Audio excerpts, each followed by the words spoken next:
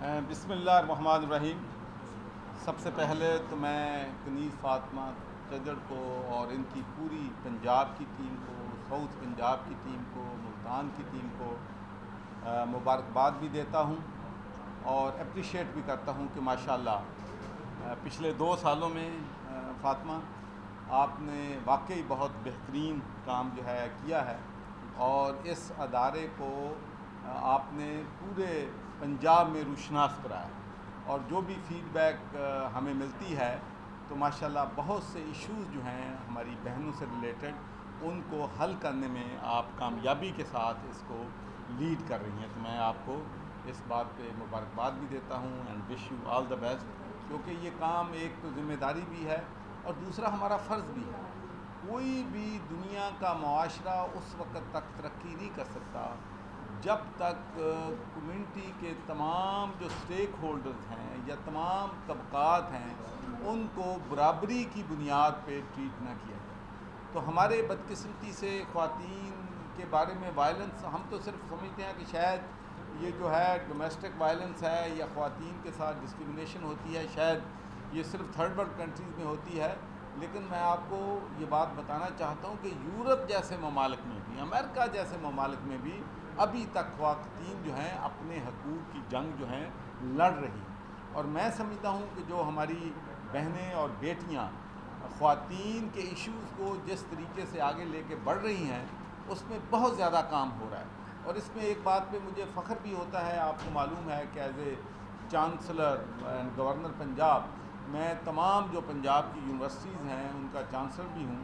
और जब मैं कन्वोकेशन पे जाता हूँ तो मुझे बड़ी खुशी होती है कि 80% मेडल जो हैं, gold medal, silver medal, bronze medal जो है हमारी बेटियाँ जीत रही होती हैं। तो माशाल्लाह पाकिस्तान में हमारी बच्चियाँ जो हैं तालीम के मैदान में बच्चों से बहुत आगे। तो अब एक जो अवेयरनेस कैंपेन चली है और ख़ासकर तहरीक इंसाफ जो है वो वुमेन राइट्स की ना सिर्फ बात करती है, उनको इम्प्लीमेंट करना चाहती है। और मैं आपको, जहाँ दुनिया में जज़ा और सज़ा का निज़ाम नहीं होता वहाँ इंसाफ के तकाज़े पूरे नहीं होते। मैं मिसाल देता हूँ बांग्लादेश की, कि बांग्लादेश में जो एसिड थ्रोइंग के वाक़यात हैं वो ख़त्म हो गए, इसलिए कि उन्होंने वहाँ जज़ा और सज़ा का निज़ाम दे दिया। उन्होंने कहा कि जब एक आदमी जुर्म करता है उसको उसकी सज़ा मिलती है तो दूसरे लोगों को तंबीह होती है।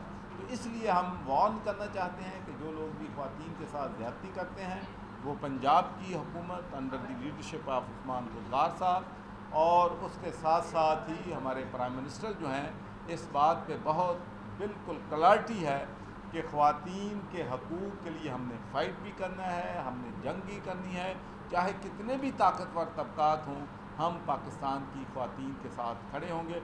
और मुझे बड़ी खुशी है कि आज यहाँ पर हमारे जो लोकल साउथ पंजाब के लीडर हैं, हमारे मिनिस्टर एनर्जी हैं जो कि बहुत ज़बरदस्त एनर्जी के महकमे में काम कर रहे हैं, सारे BHU और यूनिवर्सिटियों में सोलर सिस्टम ये लेके आए हैं और माशाल्लाह मैं समझता हूँ कि बड़े अफेक्टिव तरीके से काम कर रहे हैं। फिर गर्देजी साहब एग्रीकल्चर हमारे मिनिस्टर हैं, वो भी मैं आपको कहना चाहता हूँ कि जब से ये मिनिस्टर बने हैं तो जो हमारे किसानों के मसाइल थे, हमारे फार्मर्स के मसाइल थे, आप सबको मालूम है कि गन्ना जो है अगर 180 रुपये का रेट होता था तो जो हमारा ज़िम्मेदार है, काश्तकार है, उसको 140 रुपये भी नहीं मिलते थे, बल्कि 6-6 महीने 2-2 साल 7-7 उनको पेमेंट नहीं होती। तो अब माशाल्लाह हमारे ज़िम्मेदार को, चाहे वो गंदम है, वो मौके पे उनको पैसे भी मिल रहे हैं, उनको उनकी जो है वक्त पे पेमेंट भी हो रही है, जिससे हमारा किसान जो है माशाल्लाह वो भी खुशहाल हो। उसके बाद हम जो सीड है इस पर भी बड़े ज़बरदस्त तरीके से काम जो है कर रहे हैं। उसके साथ सबीन हमारी MP है, ये भी बहुत ज़बरदस्त माशाल्लाह ख़वातीन के हकूक़ के लिए और मुल्तान के इशू के लिए हमेशा ये आवाज़ उठाती हैं। और जिनके हलके में हैं उनका इसलिए मैं लास्ट में नहीं ले रहा हूँ कि इनकी हम एम्पायर में काम कर रहे हैं, हमारे आमद सैंडियर साहब, ये भी मैं आपको बताऊँ कि ये लोगों के हकूक़ के लिए हमसे लड़ाई ले लेते हैं। ये हमेशा साउथ पंजाब की जंग लड़ने में सबसे आगे होते हैं, तो मैं इनको भी यहाँ पर अप्रिशिएट करना चाहता हूँ। तो यहाँ पर जो मेरी इस वक्त मुल्तान की विज़िट है, एक तो कनीज़ फ़ातिमा चदड़ का बहुत प्रेशर था कि जी आपने आना है, इसकी आपने जो है अपनी करनी है, और मुझे बड़ी खुशी है कि यहाँ के स्टाफ से मिलकर भी मुझे बड़ी खुशी हुई है। तो मेन मकसद तो ये था, लेकिन उसके साथ साथ ही एक मैंगो फेस्टिवल हो रहा है। आपको मालूम है कि पाकिस्तान के जो मैंगोज़ हैं दुनिया के बेहतरीन मैंगो, इससे बेहतर मैंगो जो है आम जो है दुनिया में नहीं है। तो इसकी एक्सपोर्ट इंशाल्लाह बढ़ रही है। उस पर भी हमारे जो मिनिस्टर्स हजरात हैं इस पर पूरी तवज्जो जो है वो दे रहे हैं। उसके बाद मैं यहाँ पर हॉस्पिटल है, हमारे फवाद मुख्तार साहब हमारे बड़े दोस्त भी हैं और बहुत बड़े फिलंथ्रापिस्ट भी हैं और बहुत बड़े साउथ पंजाब के बिजनेसमैन भी हैं। लेकिन मैं हमेशा उन लोगों को रिस्पेक्ट देता हूँ जो पैसा कमाते हैं और गरीब और मुस्तहिक लोगों पे खर्च भी करते हैं। तो जो पैसा बनाते हैं खर्च नहीं करते, मैं सच्ची बात है उनके बारे में कभी अच्छा लफ्ज़ मैं नहीं कहता, इसलिए कि मैं समझता हूँ कि सोशल कॉर्पोरेट रिस्पॉन्सिबिलिटी जो है वो बहुत ज़रूरी है। उसके अलावा सबसे अहम इशू आप सब जानते हैं कि पीने का साफ़ पानी लोगों तक पहुँचाना मेरा ये पैशन है, मेरी ये ख्वाहिश है कि हम अगले 2 सालों में पंजाब के अक्सर लोगों को पीने का साफ़ पानी जो है प्रोवाइड कर दें। तो इंशाअल्लाह हम कल 11 फिल्ट्रेशन प्लांट जो मुल्तान में बंद पड़े थे उनका इफ्तिताह करेंगे। उसके अलावा और बहुत से प्रोजेक्ट्स जो हैं मुल्तान में और साउथ पंजाब में हम शुरू कर रहे हैं। और मैं आपको बताना चाहता हूँ कि अल्लाह के फजल व करम से एंड ऑफ दिसंबर तक, इस साल के आखिर तक इंशाअल्लाह हमारी पंजाब आब पाक अथॉरिटी जो है 76 लाख लोगों को पीने का साफ़ पानी हम जो है वो प्रोवाइड कर देंगे। और उसके अलावा मैं अपने NGOs का, मुखैर हजरात का भी शुक्रगुजार हूँ जो पीने के साफ़ पानी में काम कर रहे हैं। मैडम परमीन सरवर भी मेरे साथ बैठी हैं जो कि सरवर फाउंडेशन की चेयरपर्सन है और इनकी जो है फाउंडेशन माशाल्लाह 2.2 मिलियन लोगों को डेली पीने का साफ़ पानी जो है प्रोवाइड कर रही है। तो हमारा इंशाल्लाह टारगेट है कि एंड ऑफ दिसंबर तक, साल के अखीर तक, हम इंशाल्लाह पंजाब आब पाक अथॉरिटी और हमारे जो NGOs हैं हम मिलकर 1,50,00,000 लोगों को पीने का साफ़ पानी इंशाल्लाह प्रोवाइड करने में हम जो है वो कामयाब हो जाएंगे। अगले साल फिर करेंगे। और हमारी ख्वाहिश इसलिए कि जब मैं अस्पतालों में जाता हूँ, डॉक्टर से मिलता हूँ, कंसल्टेंट से मिलता हूँ, तो वो मुझे जब ये बताते हैं कि 70% लोग जो अस्पतालों में आते हैं वो गंदा पानी पीने की वजह से आते हैं, वो स्कूलों में नहीं जा सकते। तो हमारी हुकूमत की, प्राइम मिनिस्टर इमरान खान की ये विज़न थी, हमारी सूबाई हुकूमत की ये विज़न है, उस्मान बुज़दार की विज़न है, मेरी विज़न है कि इंशाअल्लाह अगले 2 सालों में पंजाब की अक्सरियत को हमने पीने का साफ़ पानी जो है प्रोवाइड करना है। और उसके साथ साथ मैं ये भी बताना चाहता हूँ कि इलाज मुआवजे की सहूलतें जो हैं बहुत मुश्किल होती है एक माँ बाप के लिए कि उसका बच्चा बीमार हो जाए, उसके पास पैसे न हों कि वो डॉक्टर की फ़ीस दे सके या दवाइयाँ ख़रीद सके या ऑपरेशन करवा सके। तो हम एंड ऑफ दिसंबर तक अगेन तमाम पंजाब के लोगों को हेल्थ कार्ड इशू कर देंगे जिसमें हर अमीर गरीब सब शख्स जो है उनका फ्री ट्रीटमेंट जो है वो अस्पतालों में होगी। एग्रीकल्चर के लिए बहुत बड़ा अच्छा पैकेज हम लेके आ रहे हैं। महंगाई के ख़ात्मे के लिए भी प्राइम मिनिस्टर साहब जो हैं वो बहुत कंसर्न हैं and we understand our challenges as well. लेकिन इंशाअल्लाह उन तमाम चैलेंजेस को हम मीट करने की कोशिश जो है वो पूरी कर रहे हैं। लॉ एंड ऑर्डर की सिचुएशन है, आपके थाना में मसाइल हैं, आपके कचहरियों में मसाइल हैं, स्पीडी जस्टिस है, उसमें भी हम कोशिश कर रहे हैं कि लोगों को स्पीडी जस्टिस जो है वो फराहम किया जाए। तो इंशाअल्लाह काम जारी है और मैं मीडिया का बहुत ही शुक्रगुजार हूँ कि ये जो कोविड-19 के दौरान जो आप लोगों ने तावन किया है, जो आप लोगों ने अवेयरनेस कैंपेन की है, उससे कोरोना को कंटेन करने में हमें कामयाबी हासिल करने में मदद जो मिली है, इसमें आप हमारी पंजाब की हुकूमत को भी क्रेडिट दें, फेडरल गवर्नमेंट को भी दें कि हमारी सही पॉलिसियों की वजह से कोरोना जिस कदर हमें ख़तरनाक नुकसान पहुंचा सकता था वो नहीं पहुंचाया। और आपको ये बात सुनकर खुशी होगी कि पाकिस्तान दुनिया के तीसरे नंबर पे मुल्क में है जिसको पूरी दुनिया तस्लीम करती है कि हमने कोरोना वायरस को निपटने के लिए बेहतरीन इक़दाम किए थे जिसकी वजह से कोरोना जितना फैलने का ख़तरा था नहीं फैला। और उसके साथ साथ मैं ये भी कहना चाहता हूँ कि किसी हुकूमत का सबसे बड़ा काम ये होता है कि जो अंडर प्रिविलेज लोग हैं, जो गरीब लोग हैं, उनको मुश्किल वक्त में सोसाइटी और मुल्क उनके साथ खड़ा रहे। और हमें इस बात पे बड़ा फ़ख्र है कि ड्यूरिंग कोविड-19 जब लोग जो डेली वेजेस पे थे उनके जॉब चले गए, वो बेरोज़गार हो गए, तो हुकूमत ने 170 अरब रुपया बिला तफरीक बिला इम्तियाज़ के, उसका किस सूबे से ताल्लुक़ है, किस शहर से ताल्लुक़ है, किस सियासी पार्टी से ताल्लुक़ है, किस ग्रुप से ताल्लुक़ है, बिला तफरीक गरीब और मुस्तक लोगों को 12,000 रुपया फ़ी फैमिली जो है पहुँचाया, ताकि उनके चूल्हे जल सकें, जिससे बहुत से तकरीबन हाफ ऑफ दी पॉपुलेशन जो है पंजाब की, उसको बेनिफिट हुआ। फिर उसके साथ साथ ही मैं अपने मुखय्यर हजरात का और NGOs का भी शुक्रिया अदा करना चाहता हूँ कि सिर्फ गवर्नर हाउस के तवस्सुत से हमने 12 बिलियन रुपीज़ की चार्टी की है। ये सवाल न मालूम नहीं है। मैं समझता हूँ कि जब से पाकिस्तान बना है, पाकिस्तान की तारीख से सबसे बड़ा ये चार्टेबल इनिशिएटिव था कि 12 बिलियन रुपीज़ की हमने चार्टी की और 2 मिलियन ख़ानदानों को हमने राशन पैक पहुँचाया। तो मैं उन लोगों का भी, NGOs का, मुखय्यर हज़रात का शुक्रगुज़ार हूँ कि जो इस मुश्किल वक्त में लोगों के साथ खड़े रहे। फिर उसके बाद मैं वॉलंटियर जो हैं, सबसे बड़ा काम उन लोगों ने किया जो हमारे वॉलंटियर्स थे, उन्होंने ये राशन पैक लोगों पे घरों पे पहुँचाएँ। फिर मैं आखिर में अपने डॉक्टर्स का, अपनी नर्सेज़ का, अपनी तिब्बी अमला का, अपनी डिस्ट्रिक्ट एडमिनिस्ट्रेशन का, अपनी पुलिस का, तमाम लोगों का भी शुक्रिया अदा करता हूँ कि उन्होंने इस मुश्किल वक्त में हमने सब ने मिलकर काम किया और हम इसमें, अल्लाह ताला ने हमारी मदद की और हम इसमें कामयाब। एक सवाल आप वाटर फिल्ट्रेशन प्लांट लगा रहे हैं, उस डिवीजन में कुछ 700 वाटर फिल्ट्रेशन प्लांट है, 50% बंद पड़े हैं क्योंकि मेंटेनेंस के पैसे नहीं है। आप लगाए जा रहे हैं, मेंटेन कौन करेगा? बड़ा ज़बरदस्त भाई सवाल किया है जो इस क्लोज टू माय हार्ट।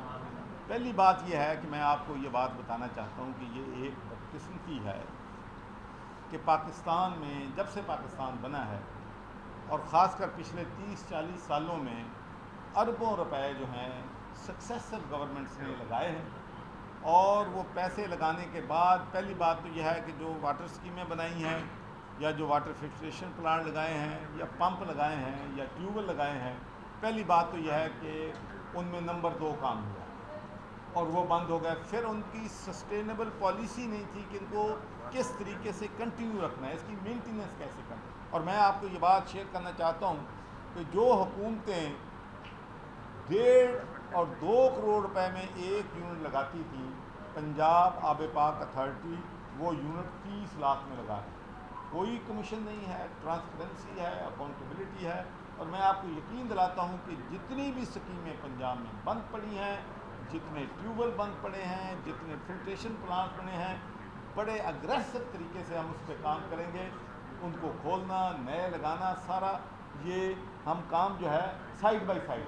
तो इंशाल्लाह जो फिल्ट्रेशन प्लांट, ये जो मैं कल इफ्तिताह कर रहा हूँ, ये 11 फिल्ट्रेशन प्लांट बंद पड़े थे, वो बंद पड़े हैं, उनको रिपेयर किया, चला रहे हैं, बाकी को भी चलाएँ। अभी आपने जज़ा सज़ा की बात की। कल हाईकोर्ट की जानिब से 2 तफसीली फैसले आए नैब के, उसमें एक ख्वाजा आसिफ का और एक हसन इकबाल का, कि उनके ऊपर जो केसेस बनाए गए 3 साल पहले वो चलते रहे, उनमें नैब कुछ साबित नहीं कर सका। जो तफसीली फैसला जमानत का है, नैब की कारकर्दगी को आप कैसे देखते हैं? देखिए जी, मैं तो समझता हूँ कि नैब जो है उनको भी अपना, असल में मैं जो पाकिस्तान का इशू है, मैं ज़रा इस पर थोड़ी सी बात कर लूँ ताकि आप अंडरस्टैंड करें कि हमारा इशू क्या है। देखिए, सबसे पहले अगर कोई क्राइम करता है तो उसकी इन्वेस्टिगेशन जो है वो पुलिस की रिस्पॉन्सिबिलिटी है, पुलिस इन्वेस्टिगेशन है। लेकिन जो क्वालिटी ऑफ हमारी पुलिस है या क्वालिटी ऑफ रिफॉर्म्स हैं, वो आप सबके सामने मुझे बताने की ज़रूरत नहीं है। There is a lot of needed कि रिफॉर्म्स लाने के लिए हमें बहुत बड़ा काम करना पड़ेगा। और मुझे इस बात पे बड़ी तकलीफ़ है कि पुलिस रिफॉर्म लाने में हम KPK में कामयाब हो गए थे, लेकिन अभी तक मैं तस्लीम करता हूँ कि वो रिफॉर्म जो हम KPK में लेके आए थे, पंजाब में बदकिस्मती से अभी तक नहीं ला सके। एक सेकेंड, और मैं उसके लिए मैं समझता हूँ कि हमें उस पर बहुत ज़्यादा काम करने की ज़रूरत है। फिर उसके बाद है प्रोसिक्यूशन। जितना मर्ज़ी आप एविडेंस कर लें, जब प्रोसिक्यूशन नहीं होगी तो उस वक्त तक जज साहब के सामने जब केस जाता है तो उसके एविडेंस आपको देना पड़ता है, तो वो प्रोसिक्यूशन हमारा बहुत कमज़ोर है। तो मैं नैब से भी ये कहूँगा कि वो अपने प्रोसिक्यूशन सिस्टम जो है, अपनी इन्वेस्टिगेशन को, अपनी जो है प्रोसिक्यूशन को बेहतर बनाएं, ताकि जिन मुकदमात को वो पकड़ें उनको वो किसी अंजाम पे लाएं। तो जहाँ तक हमारा ताल्लुक़ है, मैं आपको यकीन से कहता हूँ कि हमारा किसी को हम विक्टिमाइज़ नहीं करना चाहते। हम नैब इंडिपेंडेंट अदारा है, हमारा उन पर कोई इन्फ्लुएंस नहीं है।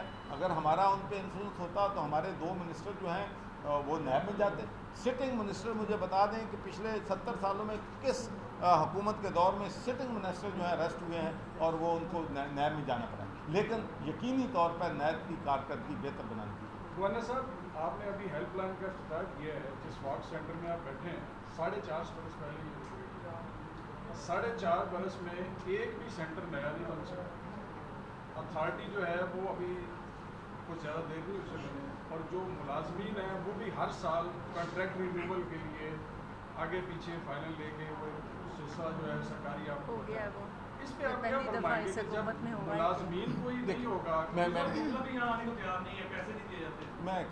पहली वो बात 6 महीने साल होगा। पहली बात तो यह है कि 4 साल नहीं, मैडम ने 2 साल पहले चार्ज जो है अथॉरिटी का लिया, और मैं समझता हूँ कि इट इज़ वेरी विजिबल। आप जहाँ भी जाएं आपको इनकी कारकर्दगी जो है नज़र आ रही है कि ख़वातीन के हकूक़ के लिए ये काम भी कर रही हैं, हर मुश्किल वक्त। नहीं, स्ट्रक्चर देखें आहिस्ता से बढ़ता है ना सर ये पहली दफ़ा हुआ है कि हमारा जो कॉन्ट्रैक्ट रिन्यूअल की बात आप कर रहे हैं कि पहली दफ़ा हुआ है जब से ये सेंटर बना है, ये मेरे होते हुए हमने वो रिन्यूअल किया, और जितनी भी इसकी पेडेंसीज थी वो हमने आके क्लियर किए। इसके बिलों के इशू थे और इनकी एम्प्लॉयमेंट का इशू था, कॉन्ट्रैक्ट पे जो लोग थे हमने उनको परमानेंट करने की कोशिश की, और ये पहली दफ़ा हुआ है और ये सारे काम हो गए। आपने देखा है कि ये जो हमने पिछले दिनों हमने अपना यहाँ पे डाटा इंस्टॉलेशन का सारा किया है, अब हमने हेल्पलाइन लॉन्च की है। ये जब सेंटर बना था ये चीज़ें तब आनी चाहिए थी, लेकिन वो तब नहीं आई, अब हम लेके आ रहे हैं। तो रिफॉर्म्स आपको पता है, वो प्राइम मिनिस्टर इमरान खान वाली बात ना करे। लोग कहते हैं जी आपने कहा था तब्दीली आ जाएगी, तो अभी तक आई क्यों नहीं? तब्दीली हमेशा टाइम में आती है, लेकिन ये है कि आपका विज़न होना चाहिए। हम अपने प्राइम मिनिस्टर के विज़न को लीड कर रहे हैं और हम ये समझते हैं जहां उन्होंने हमें लगाया है हम उन इदारों में रिफॉर्म्स लेके आएंगे इंशाल्लाह। क्योंकि उन्होंने बहुत अहम सवाल उठाया है जो समझता हूँ, मैं समझूँ कि बहुत सी जो बुराइयाँ हैं इस मुल्क में उसकी जड़ ये है कि हम लोगों को 1 साल के लिए रखते हैं, टेम्परेरी रखते हैं, और जब भी आप जो मर्ज़ी कर लें, जब आप किसी को टेम्परेरी रखते हैं, हर वक्त हैंगिंग फ्रूट है, मैं कल चल जाऊँगा 6 महीने कर लूँगा, तो वो काम नहीं कर सकता। तो मैं आपको ये बात ऑन द रिकॉर्ड कहना चाहता हूँ कि जब मैं गवर्नर बना था तो हमारी यूनिवर्सिटीज़ जो हैं 1 दर्जन से ज़्यादा यूनिवर्सिटीज़ में एक्टिंग वाइस चांसलर लगे हुए थे, controller examination, treasurer, registrar, dean, सब टेम्परेरी चल रही। लेकिन मैंने आके परमानेंट वाइस चांसलर तमाम यूनिवर्सिटीज़ में लगा दिए हैं। उनसे वाइस चांसलर से कहा है कि I don't want to see any word temporary, मैं चाहता हूं कि जो स्टाफ है परमानेंट होनी चाहिए। 8 साल से 10 साल से बेचारे प्रोफेसर लेक्चरर काम कर रहे हैं कॉन्ट्रैक्ट में। भाई ख़त्म करो कॉन्ट्रैक्ट, इनको परमानेंट करो, ताकि ये लोग जो हैं अपनी इनका फ्यूचर भी सेफ हो और अपना जो करदार है वो भी। तो इसलिए हम इस कल्चर टेम्परेरी कल्चर को ख़त्म करने की कोशिश करें। होगा ये बताएं कि चीनी, आटा, अद्वियात व दीगर अशिया महंगी करने वाले जो सारे लोग हैं वो सारी आपकी हुकूमत में बैठे हैं, लेकिन आप उनके खिलाफ कोई एक्शन नहीं ले रहे, ना महंगाई को कंट्रोल किया जा रहा है। महंगाई कब कंट्रोल होगी, कैसे कंट्रोल होगी और इनको कैसे रोका जाएगा? अच्छा, पहली बात तो ये है कि आप कह रहे हैं कि हम सारे हमारे साथ बैठे हैं, हम एक्शन नहीं ले रहे। मेरा ख्याल है कि ये बात दुरुस्त नहीं है। इमरान खान तो अपने करीबी साथियों को भी उसके साथ बात आ जाए, मेरी हो, इनकी हो, किसी की हो, वो नहीं परवाह करते, बजट के करीब वो जो है वो एक्शन लेते हैं। बाकी रही महंगाई की बात, बिल्कुल बात दुरुस्त है, महंगाई है। गरीब आदमी के लिए इलेक्ट्रिसिटी का बिल देना, गैस का बिल देना, चीनी का बिल देना, दूसरा आटा, ये प्रॉब्लम है। लेकिन मैं आपको ये कहना चाहता हूँ कि अब ये प्रॉब्लम पूरी दुनिया में है। कोविड-19 के बाद आप महंगाई की रेशो देख लें, यूरोपियन ममालिक ने हमसे भी ज़्यादा है। लेकिन ये ज़रूर बात है कि अगर महंगाई होती है तो उसके लिहाज से तनख्वाहें बढ़नी चाहिए ताकि गरीब आदमी जो पिस रहा है ना पिस। आटा वगैरह पे इंशाल्लाह पूरी कोशिश कर रहे हैं कि सब्सिडी दें ताकि गरीब आदमी के लिए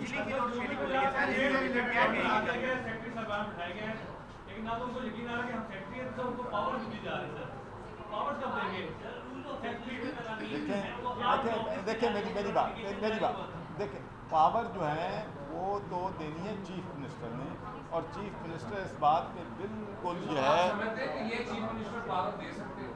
क्यों नहीं दे सकते, देंगे। आप हाँ जी। अच्छा सर, आपने ये बताएगा, आपने तहरीक इंसाफ की कारकर्दगी की बात की। मुल्तान में तहरीक इंसाफ वालों ने ज़मीनों पे कब्जे करना शुरू कर दिए हैं, उन पे मुकदमात का इंदराज हो रहा है, 6-6, 8-8।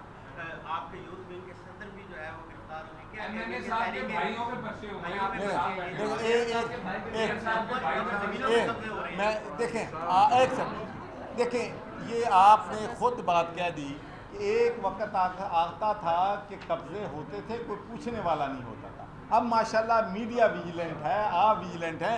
अब ये तो आप कहते हैं कि कब्जे अगर हो रहे हैं तो उन पर पर्चे भी हो रहे हैं। तहरीक इंसाफ है ये है सर मैडम के सर मैडम आए हुए एक सेकंड।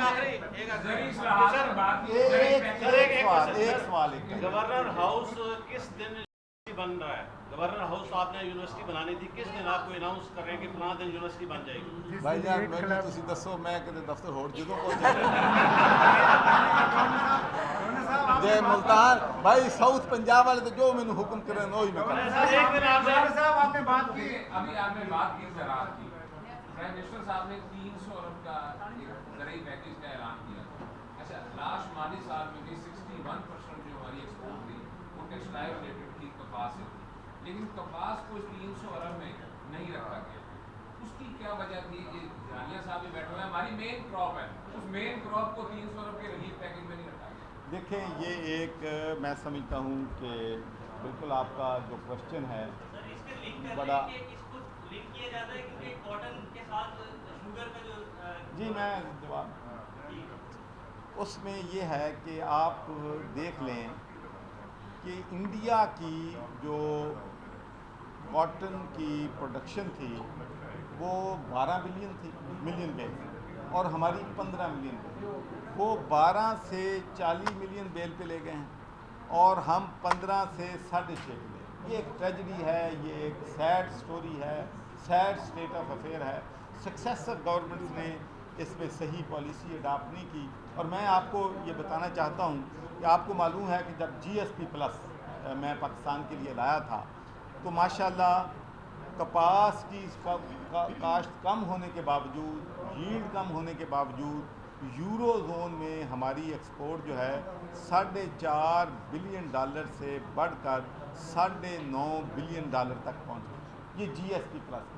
लेकिन GSP के बस के खिलाफ जब मैं पिछली दफ़ा गवर्नर था तो मैंने उस वक्त भी कहा था कि अगर हम क्वालिटी ऑफ सीड का मसला हल कर लें, नंबर 2 पेस्टिसाइड, नंबर 2 फर्टिलाइज़र, इन चीज़ों को एड्रेस कर लें और जूनिंग करें पूरी दुनिया में। साथ के हक़ में जूनिंग होनी चाहिए कि कहाँ काटन का इलाका है, कहाँ गन्ने का इलाका है।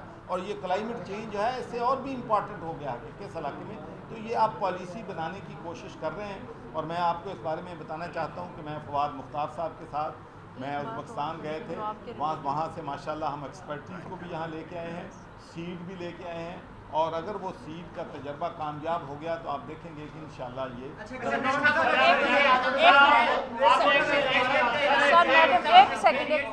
मैं पहले तीनों आपस में फैसला कर एक आपने सच्चा जुमला कहा था, एक सच्ची बात की थी बहुत ही। आपने कहा था कि इस खित्ते के जागीरदार, सरमायादार और वडेरे इस खित्ते का सूबा नहीं बनने देते। आज आप क्या कहते हैं कि ये बनने जा रहा है? यार मैं गल करके पहले बड़ी देखिए यहाँ पे मैडम एक सेकंड, ये मैडम परवीन सरवर आई हुई हैं, मेरी हम्बल रिक्वेस्ट है एक सेकंड। आपने खुद बात किया है कि गन्ने का रेट 180 रुपए था और पैसे भी नहीं मिल रहे थे, अब जो है किसानों को पैसे भी मिल रहे हैं। आप मानते हैं इसको? ठीक है। अच्छा अब ये बताइएगा कि चीनी के रेट क्या थे, अब दोबारा चीनी के रेट फी किलो 100 रुपये फी किलो हो गए। इसको कंट्रोल करने के लिए हुकूमत की जिम्मेदारी है। आपके जो हुकूमत में जो इत्तेहादी हैं या आपके जो रहनुमा हैं तरीके इंसाफ के, वो खुद चीनी के हवाले से स्कैंडल्स भी हैं उनके, और उस हवाले से कोशिश करेंगे, क्या कहेंगे? कोशिश करेंगे इंशाल्लाह। देखिए यहाँ एक सेकंड साहब से मुलाकात हुई, चौधरी परवेज इलाही साहब से, उसके ऊपर आप क्या सोचते? देखिए पहली बात तो यह है कि सियासत में मुलाकातें होती रहती हैं। उनसे मुलाकात हुई है, उनकी कल प्राइम मिनिस्टर से परसों मुलाकात हुई है, उसमें सारे लोग थे, तो वो हमारे इत्तेहादी हैं और इत्तेहादी रहेंगे। एक सेकंड